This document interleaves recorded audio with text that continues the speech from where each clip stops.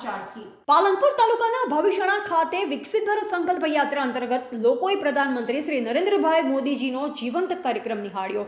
રથ દ્વારા સરકારની વિવિધ 17 જેટલી યોજનાઓનો લાભ મેળવી વિકસિત ભારતના શપથ ગ્રહણ કરતા ગ્રામજનો। બનાસકાંઠા જિલ્લામાં વિકસિત ભારત સંકલ્પ યાત્રા અંતર્ગત ગામે ગામ રથનું ઉષ્માભર્યું સ્વાગત કરવામાં આવી રહ્યું છે, તેમજ લોકો ઉત્સાહ સાથે જોડાઈ સરકારની વિવિધ યોજનાઓથી માહિતગાર બની રહ્યા છે। ગામે ગામ મોદીની ગેરંટીવાળી ગાડી તરીકે લોકપ્રિય રથનું અનેરું આકર્ષણ જોવા મળી રહ્યું છે। પાલનપુર તાલુકાના ભવિષ્યણા ગામમાં આજે વિકસિત ભારત સંકલ્પ રથ આવી પહોંચ્યો હતો, જ્યાં લાભાર્થીઓ સહિત ઉપસ્થિત ગ્રામજનોએ પ્રધાનમંત્રીશ્રીનું સંબોધન સાંભળ્યું હતું।